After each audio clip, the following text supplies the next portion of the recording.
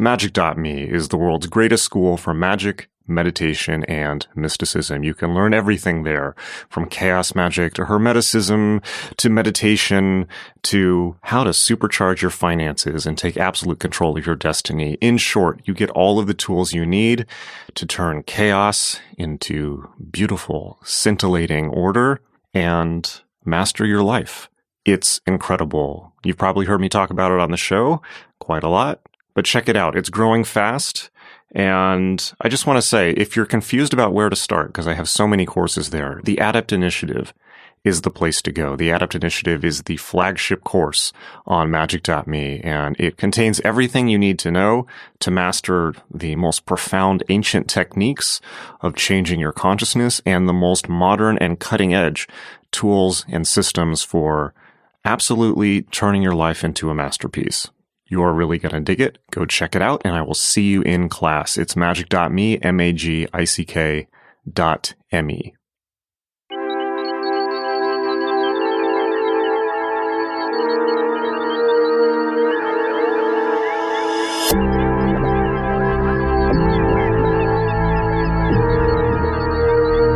Yes, hello. It's Jason Louv.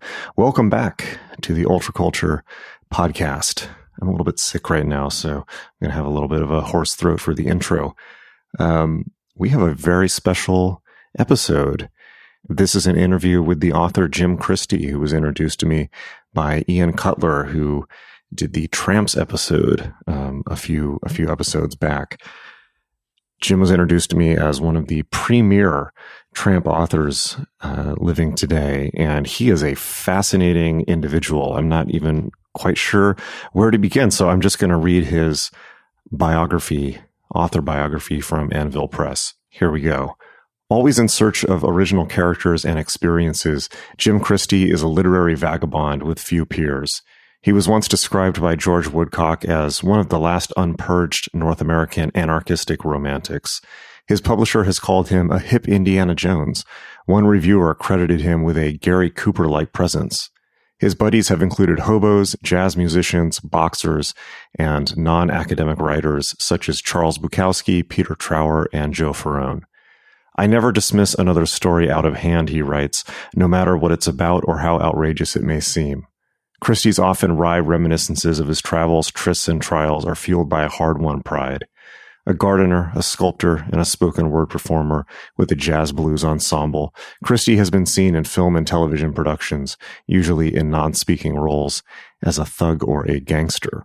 Born in Richmond, Virginia on July 14, 1945, Jim Christie grew up in South Philadelphia, a tough area featured in his autobiographical novel Street Hearts, and also featured in Sylvester Stallone's Rocky movies. Boxing was in the air, he once recalled. You knew people who had boxed. If Dickens had been around, he would have written about boxing. Christie later wrote about boxing as a business and a subculture in Flesh and Blood. Christie began running away from home around age 12, once getting as far as the outskirts of Buffalo. He befriended one of his closest friends and mentors, Floyd Wallace, a hobo, a former boxer and a former soldier of fortune, and learned to ride the freights at a young age. Christie came to Canada in October of 1968 to evade the Vietnam War draft and was active in co-founding two short-lived underground press publications in Toronto. His first book concerned draft resistors in Canada. Christie became a Canadian citizen as soon as possible. While researching Rough Road to the North, he became fascinated by the life of Charles Eugene Bedeau and subsequently wrote a biography called The Price of Power. Other outsiders who have struck Christie as heroes include a veteran carnival performer named Marcel Horne, jazz musician Charlie Leeds, leftist Emma Goldman, and explorer Sir Richard Francis Burton. This was a phenomenal interview. I feel like we could have done several interviews. Jim has really lived. He's been all over the world. We talked about riding the rails. We talked about boxing. We talked about jazz. We talked about the mafia. We talked about his experiences in war-torn Africa. We talked about how he was with Martin Luther King Jr. at the Selma Freedom March. Jim has an incredible range of stories and life experience to draw on. So I really hope you stick through this interview in full. We jump topics quite a lot. We talk about anarchism. We talk about Jack Kerouac. We talk about Charles Bukowski. There's a lot here. You're really going to enjoy this. So without further ado, please welcome Jim Christie.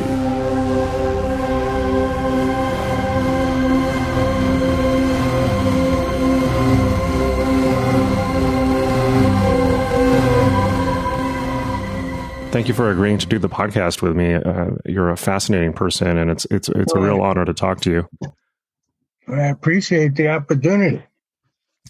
I think that I'll just be straight up. The thing that I am most interested in, and the audience is going to be most interested in, is you telling stories from your life, because you've got so many. And what I would love to do is just kind of shut up and get out of the way, and maybe prompt you here and there for stories. And it's just there's so much that you've done and seen.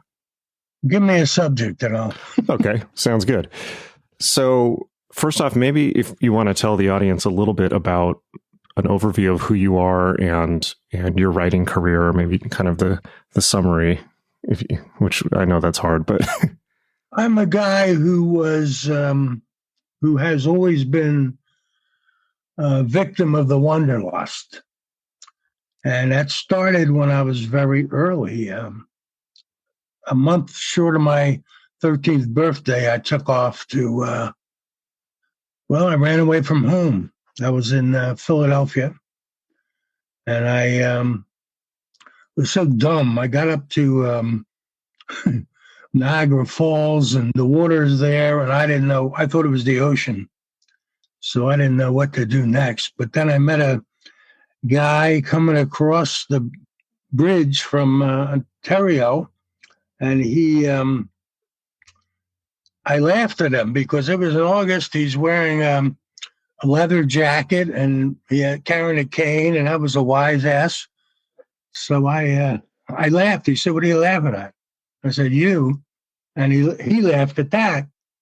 And it turns out he was a Russian count who had been, his family had been displaced by the revolution, and he had been wandering around the world, was a soldier of fortune, and now was a tramp. So I started tramping with him.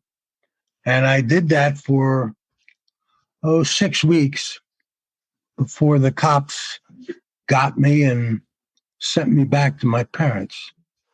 But this guy had a fascinating habit of picking letters off the street. This is back in the time when people wrote letters, and some of them got discarded. And he would pick them up and read them, and I thought this is the weirdest thing. And he said to me, don't laugh. These are the real pages from the sidewalks of life. And he couldn't assemble too many of them because he was traveling light and tramping around. But I later started that habit and collected a couple hundred before letters disappeared. So when was it that you decided to become a writer, and was that influenced by that experience? I don't think so, but I can't say for sure. I did not come from a background that was literary in any way. I didn't read an adult book till I was 17. I used to read the motor manual. That was a guide to all parts of the automobile, internal combustion engine, and how they worked and how to fix those parts. So I used to pore over that. 13 years old, I would go to the library and just study that book. And so eventually I started reading and didn't stop. One day I've never read a book. The next day I'm reading Thomas Hardy, of all people. Maybe, do you want to talk a little bit about your upbringing? From what I've read, you grew up in South Philadelphia and had a pretty tough upbringing. And it's an upbringing that I think people today can't really imagine, for the most part. Well, I didn't know it was tough. I mean, there was plenty of fighting, but I just assumed that's what it was like everywhere. But it wasn't, there was no, there was no sort of violence like has become popular on the internet. It was, you'd fight you'd go in a new neighborhood, you'd have to fight to find your place in the pecking order. And there was no drive-by shootings. There were no mass shootings. So it wasn't bad in that sense. But most everyone was poor. And it's a working class neighborhood controlled by the Democratic Party, which was controlled by what some people call the mafia. Mm-hmm. And in Philadelphia I used to think until recently it was the Cosa Nostra, but no, it was the mafia. So that assured that there was no adult crime on the streets. Like there were no break-ins, things like that. Boy, if somebody had broken into another person's house, especially if it was a Democrat, it would be really bad news. You'd wind up in the swamps in New Jersey. So I was reading in Ian Cutler's book that when you were growing up, your father actually had ties to the mafia as well. And you, I think, witnessed a mafia killing at one point. Do I have that right? I don't remember the killing. I witnessed a couple of killings around the neighborhood. My father was sort of, I guess you'd call an associate. And he finally got presented with a request that he couldn't fulfill. So instead of him being taken out and shot, they gave him a new car as a gift, a brand new Buick. And he was encouraged to get a new name, which he did, but he changed the name, but it turned out it didn't apply to me and my brother. So the name was Crestinzio. He changed it to Christie. And I actually immigrated to Canada with the name Christie without having to show any proof of that name. Just, it was habit and they accepted it. Some of my ID said Christie, so I was in. Was the mafia ever something that you were potentially going to go that route in life? Well, from where I was, it was not out of the question. I mean, it's funny, if you had any kind of inclinations towards learning more about the world and knowing about the world or finding out about things, that was sort of something that would help you get in the mafia. Not that you try to do it, but they'd see it, and you weren't just some guy fumbling around on the streets and would never mount anymore, but a kneecap breaker. So I wound up, I can't get into too much detail here, you must understand. Yes. But I picked up numbers receipts and delivered them on Fridays. The number was taken from the last 3 or 4 digits at the tote board at the racetrack. So if there were $42,972 bet, those last numbers were it. That was your lucky number. So it was an interesting job, but then it escalated into something else, the protection racket, and I saw too many bad things. I didn't want to have anything to do with it. So when did you decide to, was it this around the time that you decided to go tramping, or did that come later? Well, I had gone tramping with that Russian count, said he was a count, and he had all these medals, so I tended to believe him. So I was doing that when I was 13, and then every opportunity I could get, I would run away. Like, I remember the very next year after the count, I ran away on a class trip to Annapolis, Maryland, and wound up going to a black show that only white male there, show featuring Screaming Jay Hawkins and Bobby Blue Bland, and a group that I don't remember. And I stayed at a boarding house run by Black people, and nobody bothered me, and I thought it was great.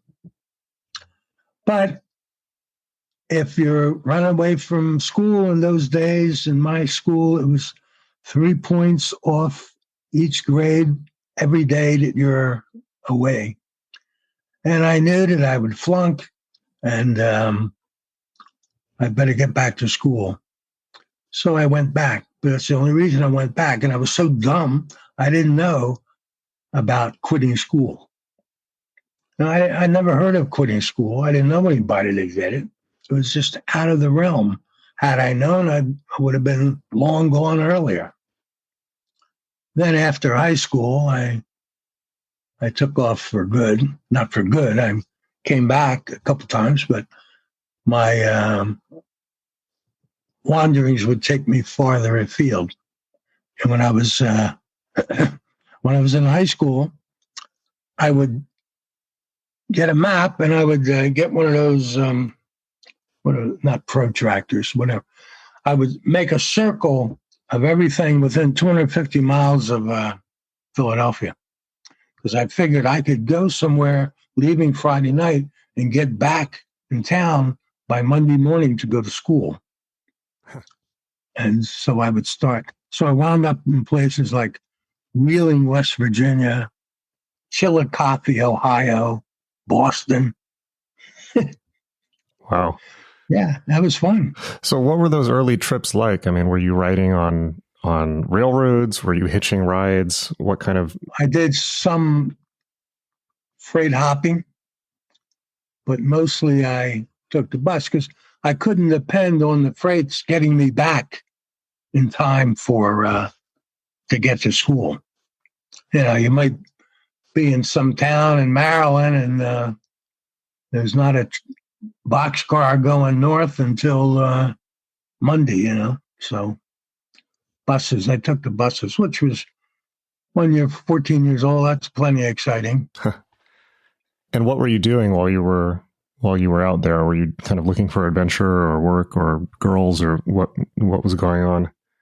Well, I was a little too young to get work or a girl. Well, I was just ready for whatever came along. Yeah. No, I had a good time. I just went to look around and see what was out there, basically.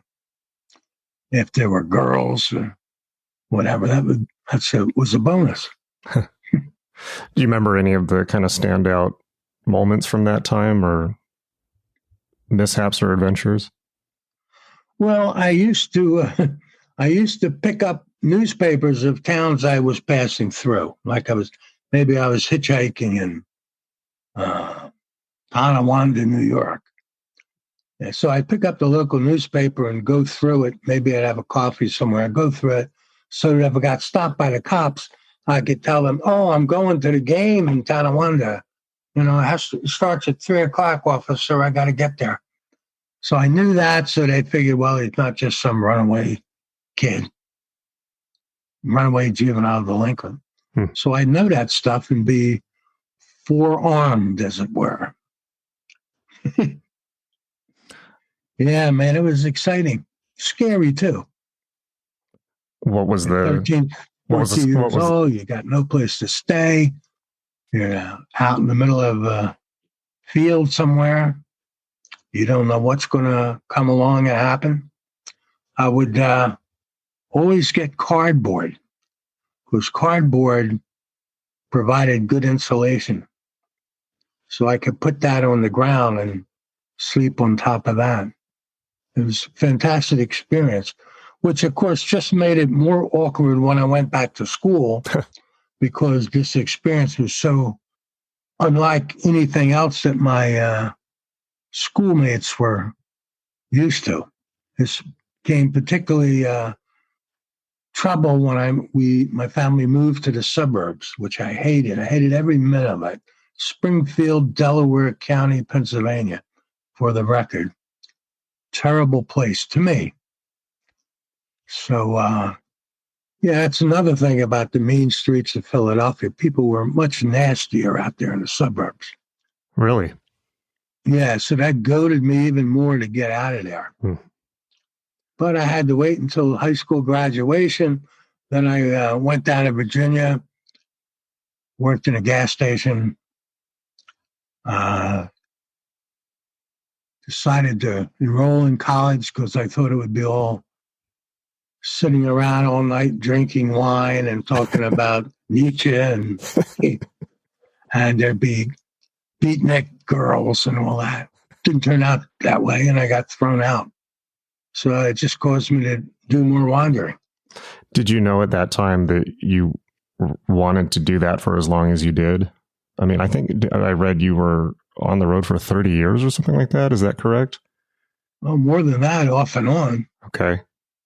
Like after that experience I'm just talking about, I got a regular job. 1 year, the longest I've ever held a permanent job. I liked it. It was with the Philadelphia Electric Company. I was sort of a glorified messenger boy. The highlight of my work there was being sort of a bodyguard for the actress Jean Simmons when she came to town to do a promotion at one of the department stores. She was so beautiful, I couldn't believe it. Couldn't believe they made people to look like that. And when did you pick up boxing, and was that kind of interwoven with your early days as well? That was in the air where I grew up. Everyone was boxing, and I had 2 pro fights later, but I don't want to make too much of that. I wasn't a professional boxer.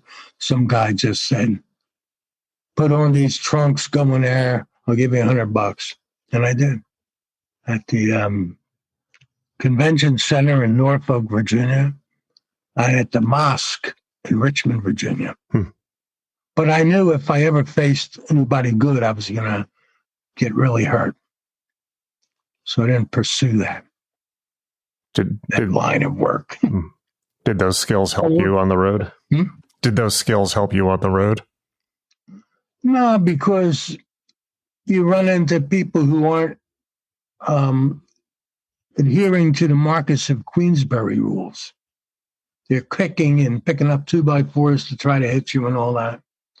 So it doesn't do any good to block the punches, right? You block the 2x4s. They had to fight the way they fought.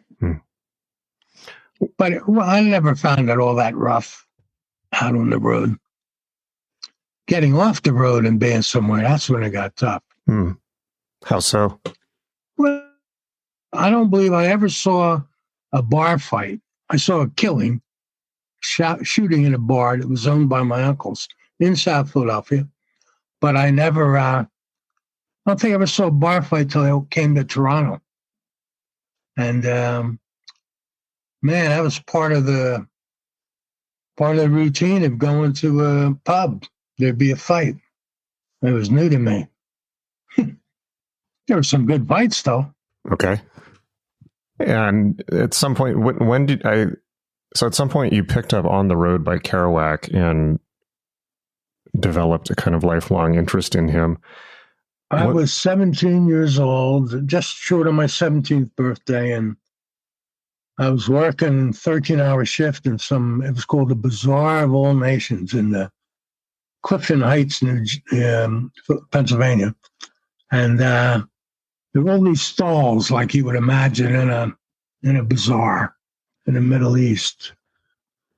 And I made caramel corn. And it was a slow day. One Saturday on my lunch hour, I went down to there's a place that sold paperback books with the covers torn off. And these books were in bins, cardboard box bins. And there'd be a legend over each telling what kind of books were there. Like funny books were Laughs, Laffs. And there was SSSEX. And I bought a couple from SSSEX. And one of those was on the road. And I devoured it. The world I was partially in and wanted to be in more. And that changed everything. And he provides in that book quite a nice reading list. Balzac. I'm reading Balzac. It was that book had a similar impact on thousands of guys. Yeah. Most of which probably never went out on the road. You've written a book about the last days of Jack Kerouac, and I was just looking at that briefly before we started talking. Did you meet Kerouac, or he's a topic of research for you? No, I never met him. So I was in Orlando, Florida once on a trip. I was going out of Miami, and I was 18 or 19, and I got the phone booth, and lo and behold, there was Kerouac in the phone book. And I was going to call him, but I was trying to get up my nerve to call him, but it was 2 a.m, and I said, I don't want to wake him up, and so I didn't call him. I later, a few years later, talked to his wife. I once talked for quite a bit to, not his wife, his mother. Then later on, I talked to Edie Parker, his first wife, on the phone for a long time. And she was proposing that I help her do a memoir of Jack Kerouac. But that never came off. So you wrote a book about his last 10 years, which are kind of generally considered to be the decline, but you felt differently about that, and I'm curious what your take on that is. I thought that was a myth. Like you see something on the internet, and then it's repeated and becomes the truth to some people. But no, he was drunk a lot of the time, but he still wrote, and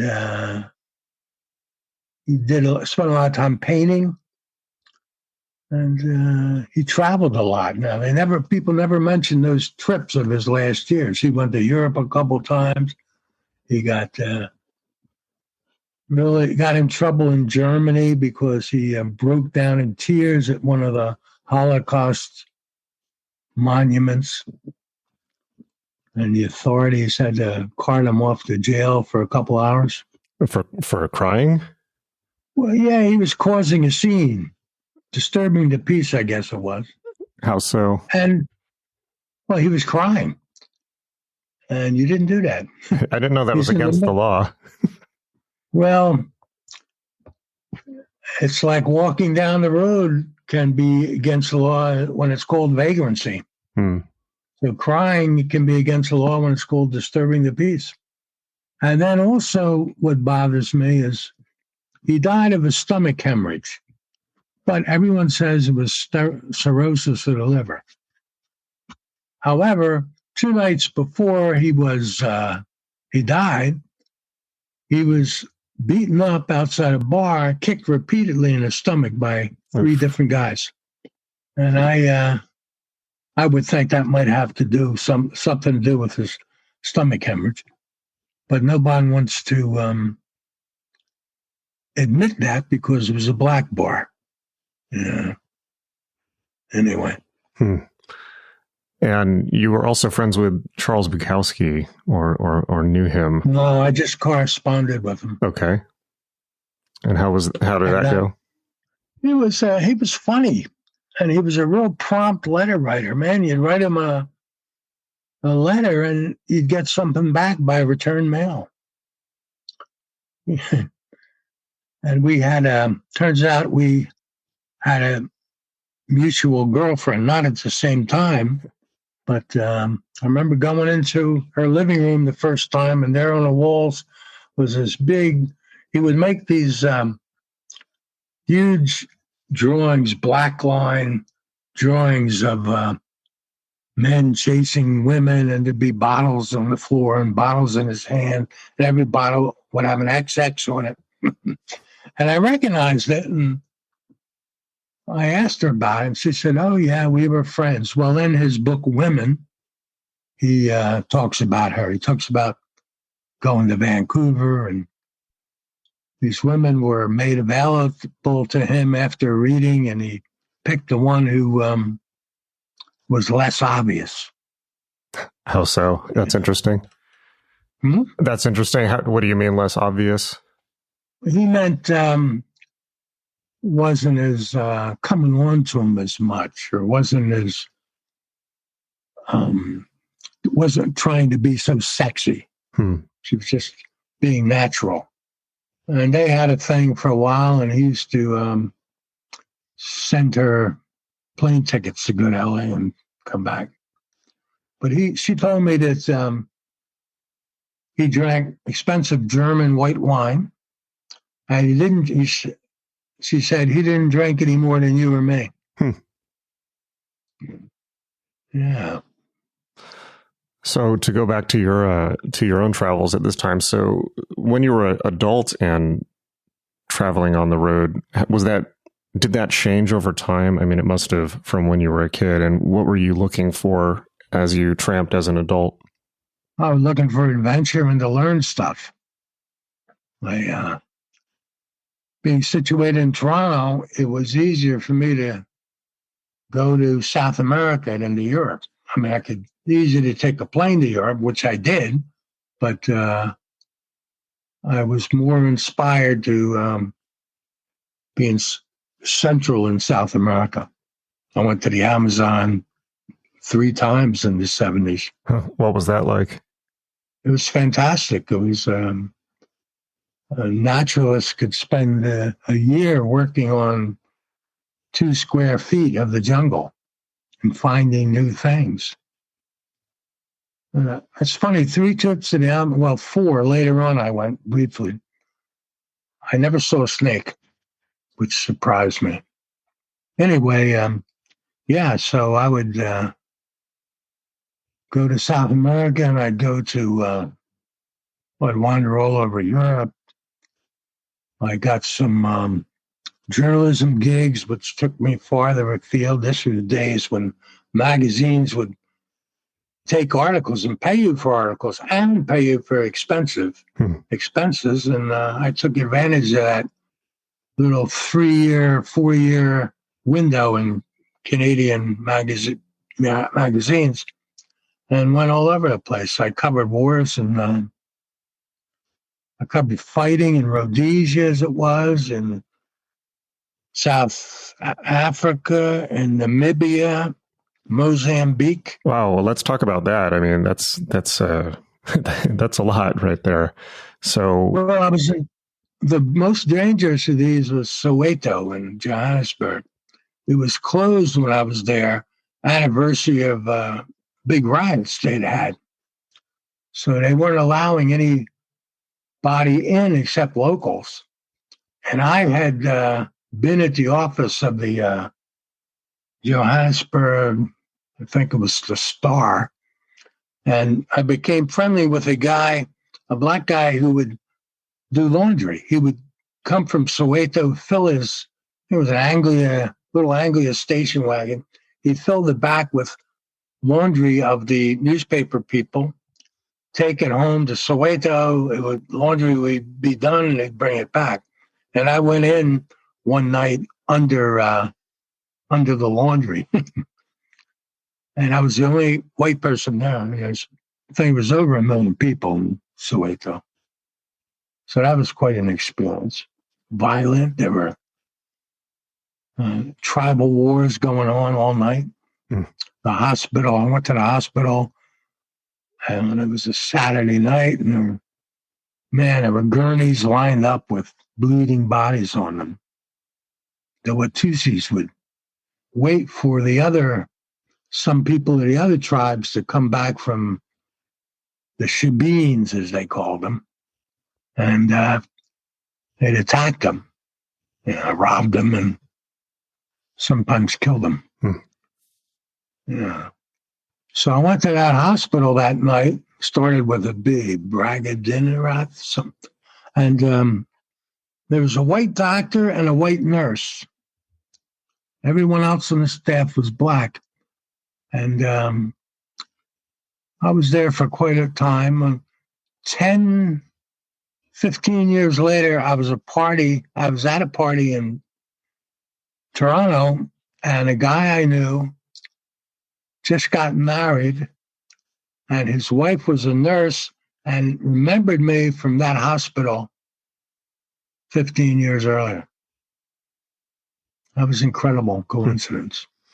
And then what were the other countries in Africa that you visited? What were those conflicts like? Were you doing journalism on those? I was in Rhodesia, up by the Mozambique border. There had been a massacre by Mugabe, who was a so-called guerrilla leader. And his men had gone into this, it was in Umtali, the Elam school there, and brought all the students out and teachers out onto the soccer field. And they slaughtered all the teachers and students, not their students, slaughtered all the teachers. And they also had they had mothers. It was a parents' night or day or something. And they had the parents watch the slaughtering. They slaughtered white kids too. And the parents watched all this before they themselves were killed. So that was quite an experience. So terrible. That is terrible. So you cover that. I mean, hopefully you didn't witness that, but you went to write about that. I went to write about that and the other things in Soweto. Yeah, I wrote about both of those. This is a really go ahead. I went to Namibia, but there wasn't full-blown battles going on. It's a beautiful place with red sands and beautiful ocean, sparkling waters. Yeah. That's such a turning point in world history, and one that's not talked about enough. I mean, this is in the 70s. Is that right?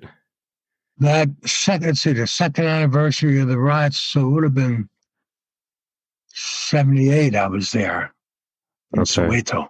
So that's right when, during kind of the last colonial wars there and the turnover to kind of the post-apartheid era was not far away.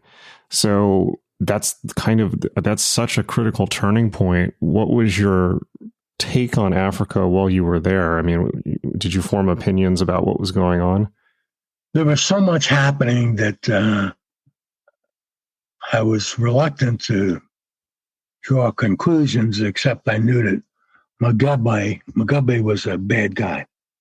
And I used to sit in the lobby of the Meikles Hotel, which was the main hotel in Salisbury. And it was all filled with reporters from the famous newspapers of the world, Washington Post, New York Times, Corriere della Sera, the London papers. And those guys never went out in the field, as far as I knew. They would, the waiter would come over. He was in a white jacket. He'd come and he'd serve drinks, and he'd say something like, "Yeah, I heard that Mugabe's troops are going to move on a certain place tomorrow." And that story would be in the New York Times as a source close to rebel leader Mugabe said. It wasn't exactly accurate reporting. And also, they would do every morning at 10 o'clock, everyone would troop over to the Ministry of Information, where the military liaison officer, whose name was Colonel Gates, would give out this propaganda. And they would, the reporters of the Western papers would go back to the hotel and rewrite it from another political perspective. And from what political perspective? I mean, how did they change it? And what did they change it from? They made Mugabe out to be a hero. They made they emphasized racial divide, and there was, but it wasn't like in South Africa. So they made it more, if you'll pardon the expression, black and white. And he raised this terrible man up as a hero, Mugabe. And then he later became a president of then Zimbabwe. Yeah, for 30 years. He only died a couple of years ago, I think. I hate to focus in on it sometimes because of the gruesome scenes I witnessed. I wrote an article about Rhodesia for the Canadian magazine that it sent me, and had all these photographs. And I went in the office one day, and one of the editorial assistants showed me the mock-up of the article I had done. And of course, they had edited so much to change the perspective of what I saw. And they had photos illustrated. They had the photos that illustrated the article that they wanted to use, showed police with Alsatian German Shepherd's dog, fangs bared, just about to descend on their children. And I went in, I stormed into the office and to the editor, and I said, "Listen, you rewrote that. You had no right to do it, and you're going to be a laughing stock because those cops, South African cops, and you're trying to pass it off as Rhodesia." How do you feel about all that now, looking back with how everything has gone in Africa and the way that and where it's at now? I mean, do you think, I don't want to focus on this too much more if it's upsetting, but that's kind of my last question about it. I had a friend of mine here whose wife is South African, and they go back now and again, less frequently over the years because of how bad it is. He said that they're in Cape Town. They couldn't leave the hotel unless they had some kind of limo or something. It's that bad. Crime is that bad. So, and I'm a guy who had been in Selma, Alabama. You know that? You know about that? Yeah. March 1965. And I saw, there's Martin Luther King went to go to Montgomery, and the cops came down and they beat people who were with him.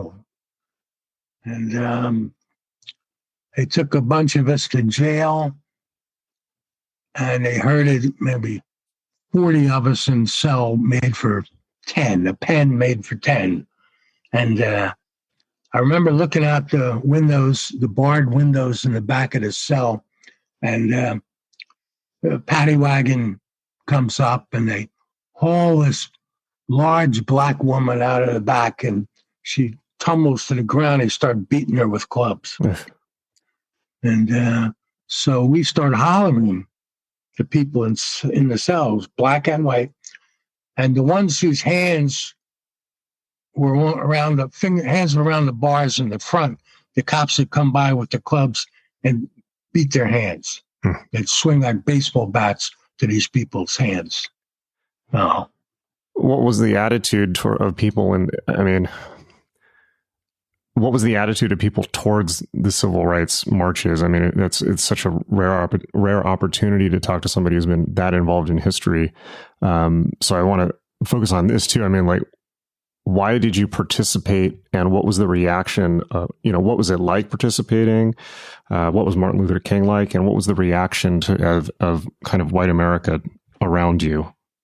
Well, white America was basically anti-black, and the hatred of white people against black, it's unbelievable now. It still goes on, obviously. Look at the papers, but well, that's an old-fashioned thing to say, and look at the papers. But yeah, you could. It's in there. no offense, but I think it's in the blood for a lot of Americans.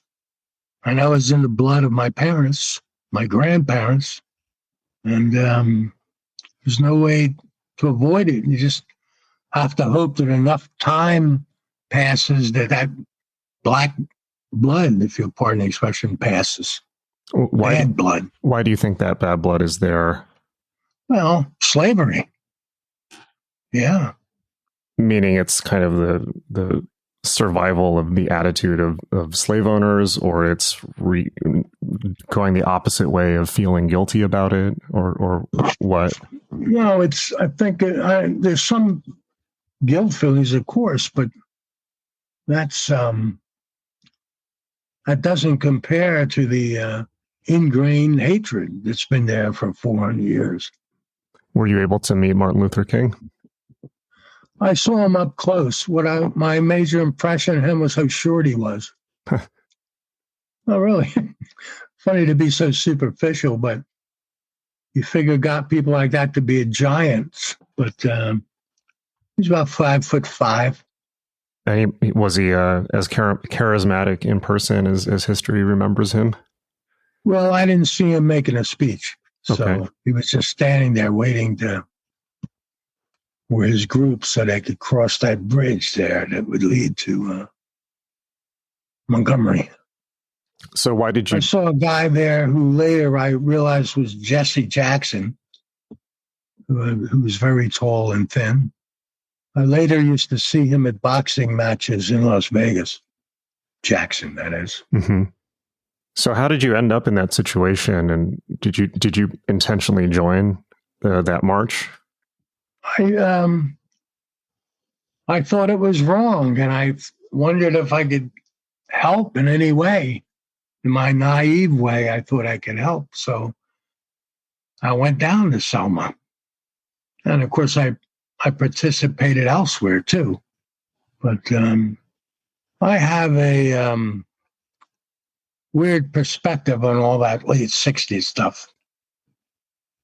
I think protests became nothing more than, I wrote a book. My first book was called Beyond the Spectacle. It was based on an essay I did or the first edition of an underground newspaper out of Toronto.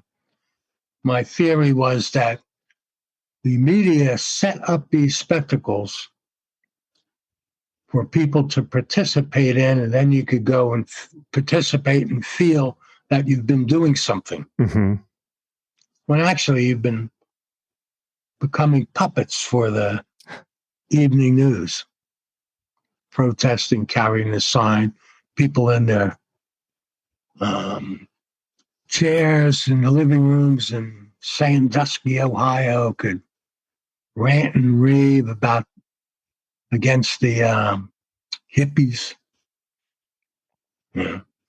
And do you think that's still the case now? Well, I'm not aware so much of any mass protest movements. I think it's a whole different ballgame now. I think there's a lot less freedom now, and there's so much chatter.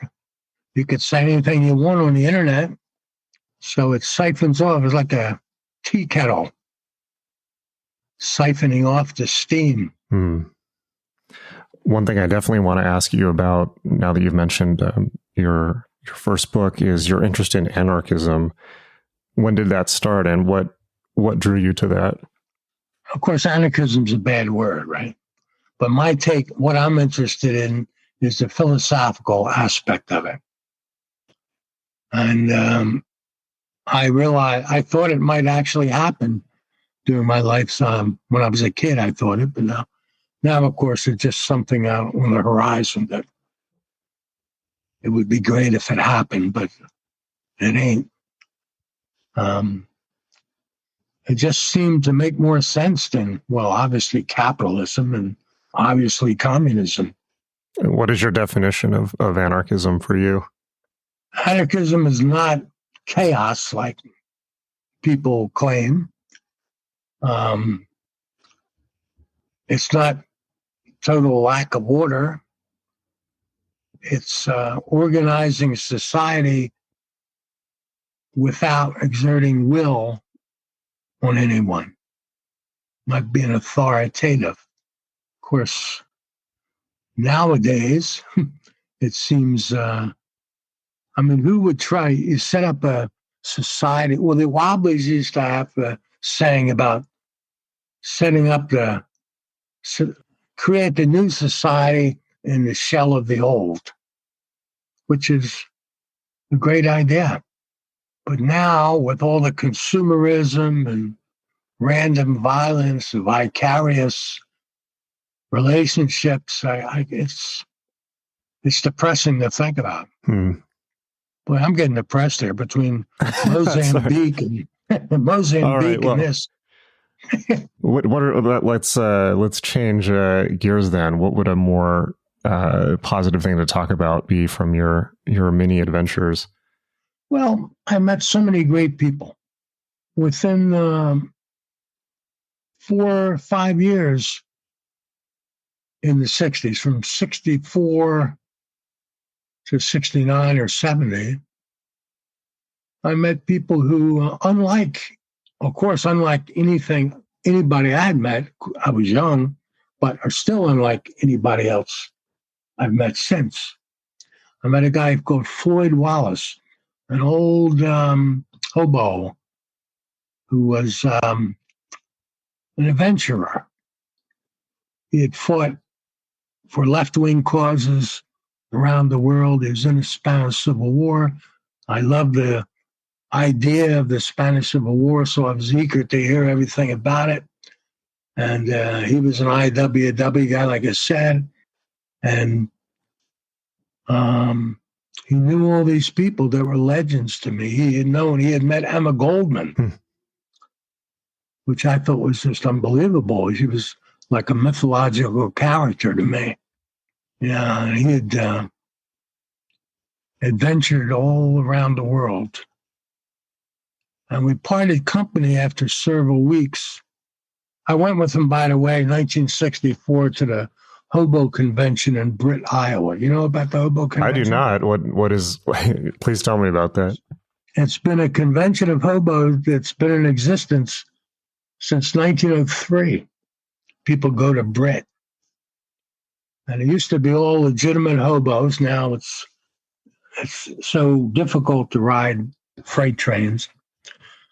It's become a fad now with punk rockers to get on a freight train and tag it. But back then it was legitimate hobos who opened up the West, and people overlooked that.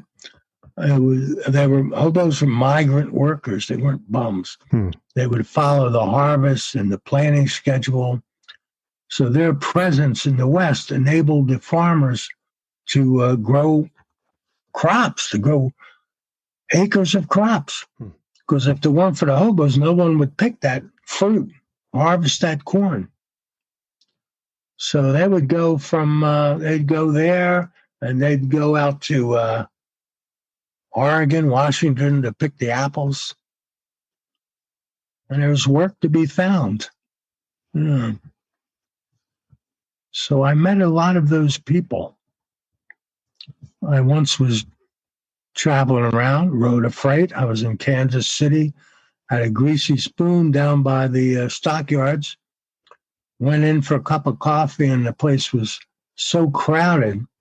The guy behind the counter, he was running off his feet if he had space to run. He was cooking all the meals. He had waiting on the counter. He was doing everything, and he was harassed and sweating and everything. I can't believe I did this, but I stood up and went behind the counter and started helping him, and he just nodded at me. I wound up staying there nearly 3 weeks. But the reason I mention this is because the people that went in there were great. There were old wobblies, vagabonds, all sorts of variety of hobos, all sorts of political radicals. It was fantastic. It was like something I might have dreamed up if I had been back home thinking about going traveling and finding some place where there's all this wonderful stuff going on, all these wonderful people meeting. That was the place. Yeah, that was a good experience. Yeah, so so then I go and I meet, I got married. Somebody picked me up hitchhiking. I married her. And then I met a great guy, probably the only genius I've ever met, Charlie Leeds. He was a bass player, jazz bass player, much older than me. His jazz career dated back to his bass player of the bands of Woody Herman and Stan Getz and people like that. Junkie jazz, great junkie jazz musician, and a genius writer. To this day, I've never read anything funnier. So he had an influence on me, although not with the junk. So you ended up spending quite a lot of time around the jazz scene. Oh, well, that was my music. And I was lucky enough to be in Toronto at a time when there was so much jazz and it was all free. And New York, which people think is the center of jazz, if you wanted to hear a big name or even a medium type name, you had to pay a cover charge and there was a drink minimum. So in 1971, you're paying $40 before you even sit down and hear music. In Toronto, it was free. Rarely a cover charge and never a drink minimum. So I heard everybody in Toronto. I heard Miles Davis, Art Pepper, Bill Evans. Oh man, Helen Hume, everybody. It's great. And I'd sit there and I'd think, am I ever lucky to have this at my fingertips? And then I never thought, well, this won't last. Never thought of that. I thought it would last. But the economy paid to that. But I was glad I was there at the time. And also in Toronto, corner bars in the west part of town had live country music every night.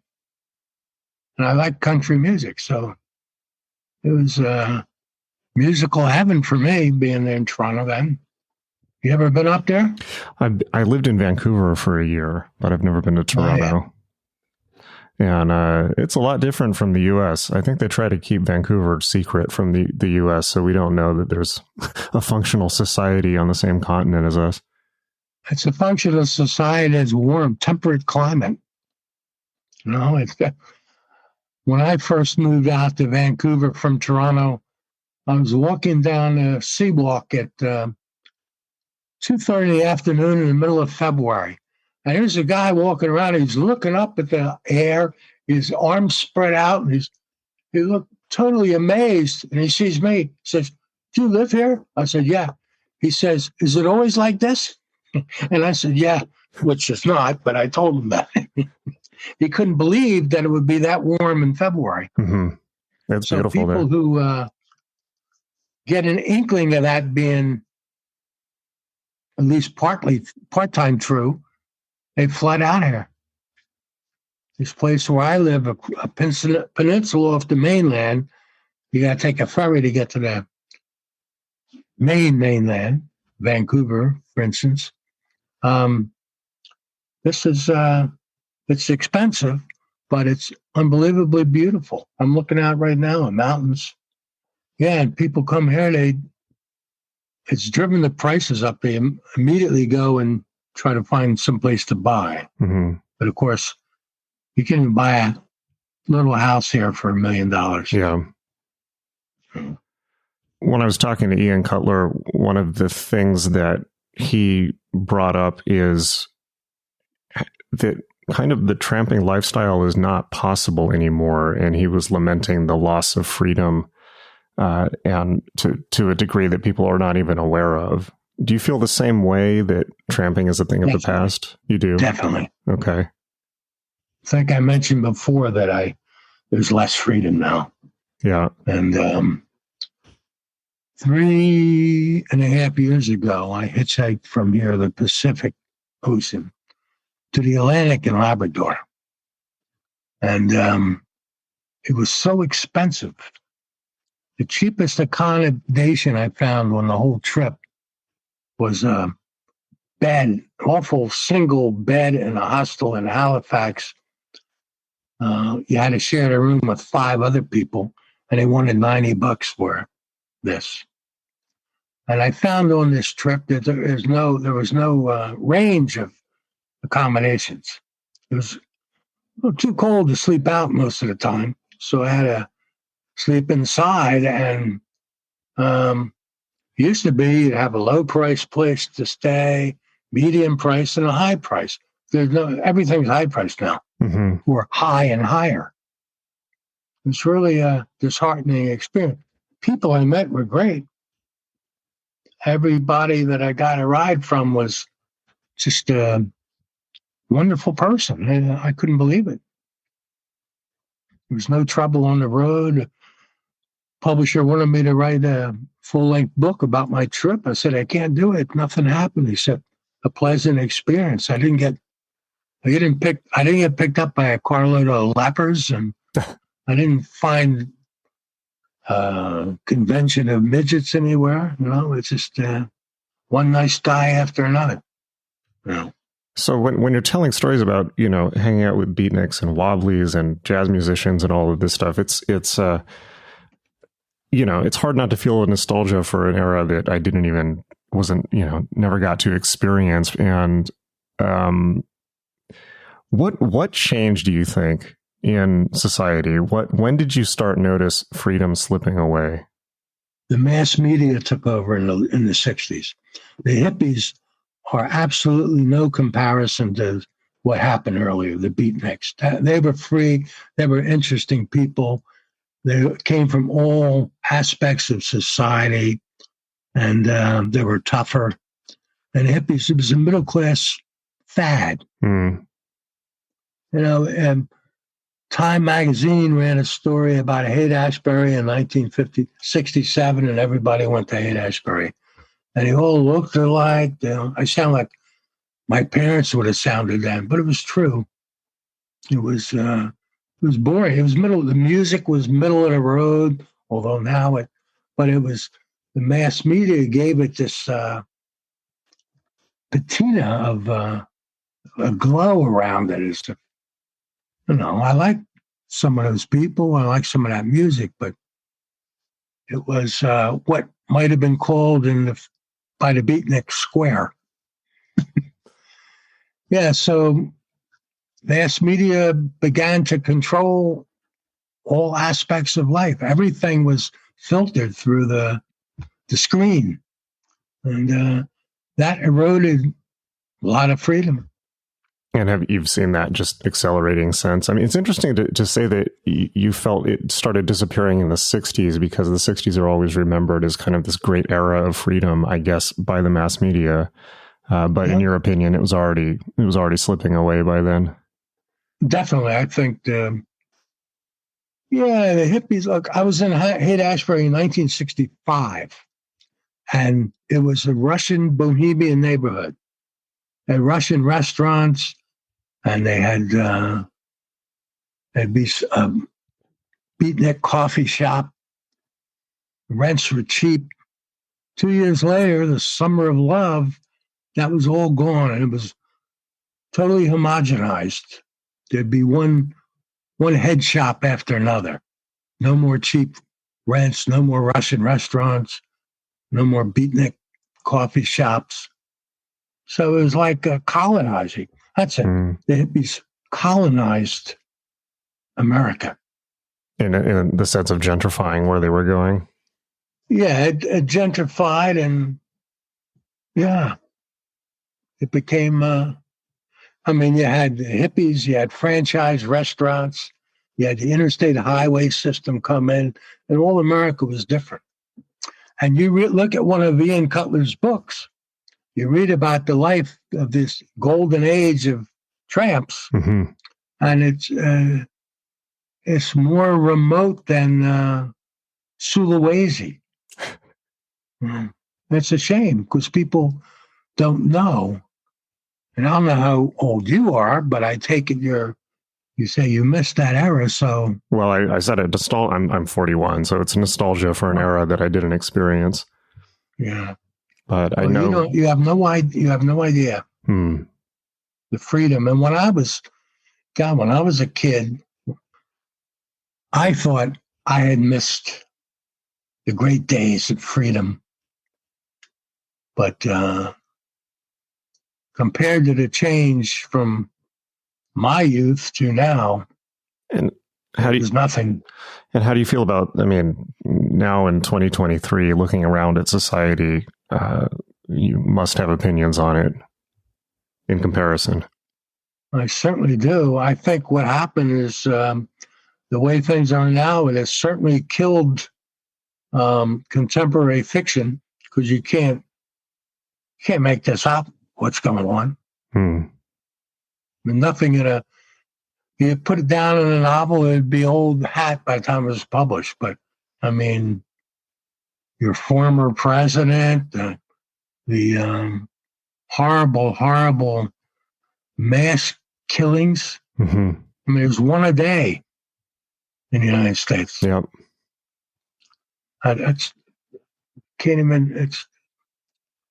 so awful. And the clowns that are running for office, God. I mean, I never thought that I would think Eisenhower was a great guy by comparison. But you consider what is available now, and he was like a rock in the middle of it. Yeah. Jeez. So you feel, so like you were saying, that it's killed contemporary fiction just because there's nothing you can make up that's as bizarre as what's actually happening. Yeah, you could write, if I was a novelist, I'd be writing historical fiction.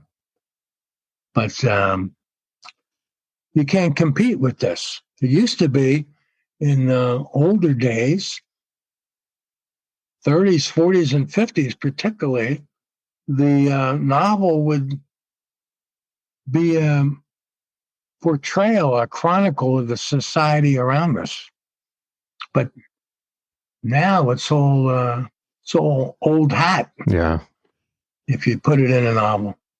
But people like me with a literary bent, grew up with those novels by people like Upton Sinclair and Willard Motley and James T. Farrell.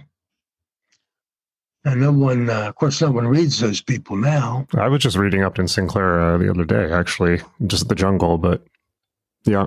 Yeah, well, that was a great muckraking book. It's still shocking. I was just reading about Upton Sinclair losing his wife to the guy called the vagabond poet, Harry Kemp.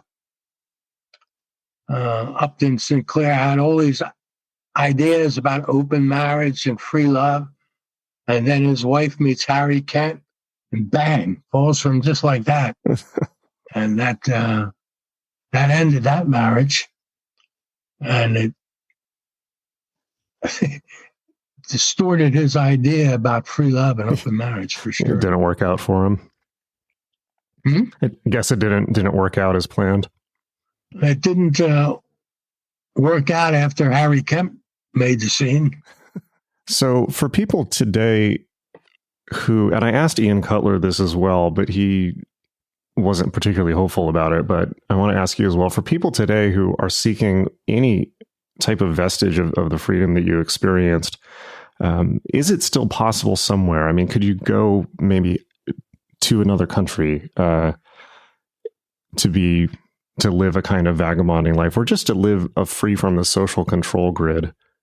Well, yeah, even around here, there's a lot of people living, as they say, off the grid. They're up and hidden away in the bush, and they're not, some of them are not, they don't have hot electricity. But to do that, your life has to narrow so much. Drifting around, leading a vagabond life? No. If you got deep pockets, yeah. I mean, I could go up to the Northwest Territories and wander around. but you'd have to be rich to spend a week on the road up there. And what about, I mean, I know multiple people who went on the hippie trail from, through Afghanistan and India in the 60s and early 70s. What about something like that? Do you think that's still an option? Well, I've been in India a couple times in the 2000s, and it was great, to travel around. But it's not expensive, and you never run out of things to be amazed by. But, it's not your home. No matter how much you like it, no matter how long you stay there, it's really not yours. But yeah, you wanted to go in for a month or a year and knock around, it would be a great place to do it. Yeah, I was able to do that in the early 2000s, but I came to the same conclusion. It's, it's not my home. All around India? Yeah, on the trains. Yeah. And trains are great, aren't they? Yeah, they're great. I was never pushy enough, though, because I'm not a pushy person, so I'd always end up riding in between the train cars. So I wouldn't be able to get a seat. Everyone would push and knock each other out of the way to get on the train and get a seat. But as soon as they had a seat, it was all so polite. Yeah, right? Yeah. They would, if you had to go down to the washroom, somebody would watch your seat for you. Or you'd sit down after all the fighting, and they'd have a tea service. I rode the train once from Delhi to up to Chandigarh, and they served this elegant tea service. It's incredible. So I'd love to go back. Yeah, I would too. So maybe something like that, but it sounds, it's depressing to say that kind of this era of freedom is completely over in the US and Canada, but I guess that, or maybe, and Europe, presumably. But that's how you feel about it. I feel that way. Here, I feel less than the United States. Because the country's so big and we're not as politically antagonistic to each other. I mean, I could walk out the door now and walk, once I get out of the little surrounding area, I could walk for days without seeing anybody. So there's that. But, after a certain time, you've done that and you want something else. Well, maybe the last question I want to ask then is, if this is not possible anymore, still, I think for younger people or people who are just seeking whatever type of freedom they can get, and that's not necessarily, maybe tramping is not an option anymore, but, what would you say just as kind of just general life wisdom also to people now? What would I say that they should do? Is that what I guess just how to approach life. Yeah. I'm sorry, I didn't hear that. Oh, I mean, just in terms of kind of your general words of wisdom for people today and younger people in particular, in terms of approach to life or how to maximize your freedom. My words of wisdom are don't pay attention to my words of wisdom. Okay. Just go. Just go out the door and see what happens. Whether you got $100 or $1,000 or $10,000, just go. Well, and there's a whole world of wonders out there, even now. So you don't want to miss it and then have regrets.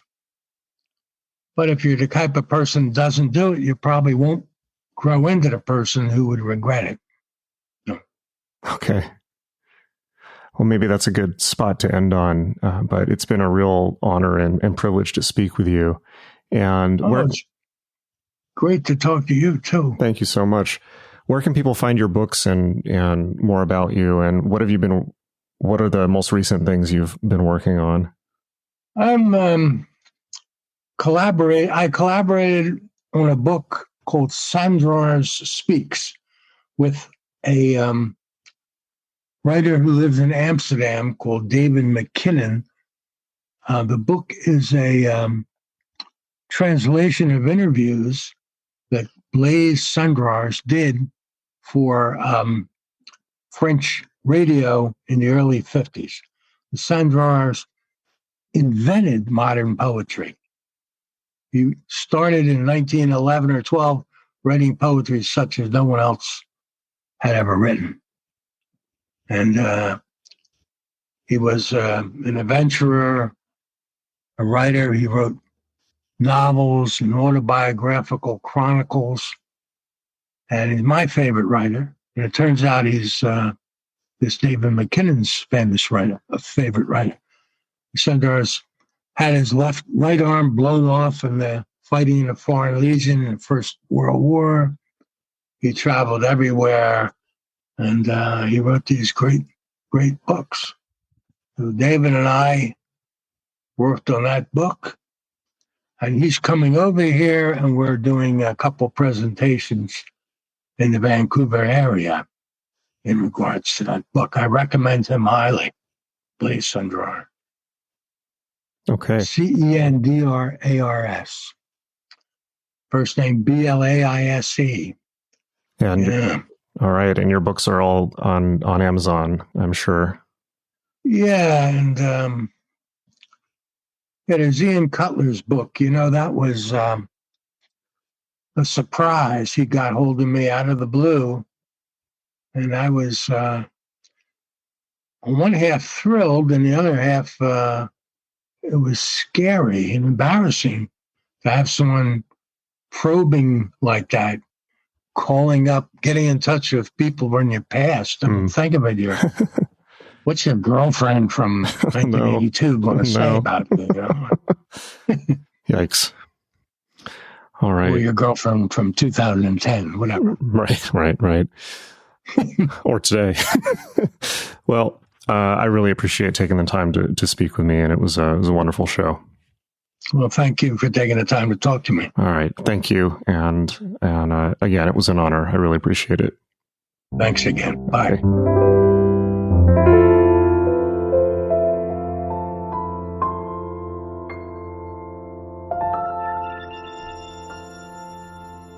All right. Hope you really enjoyed that. I definitely had a lot of fun in that conversation. Meet us at magick.me, magick.me, my school for magic, meditation, and mysticism, where you can learn all the skills you need to unleash your true self. I will see you in class, and until next time, hang in there.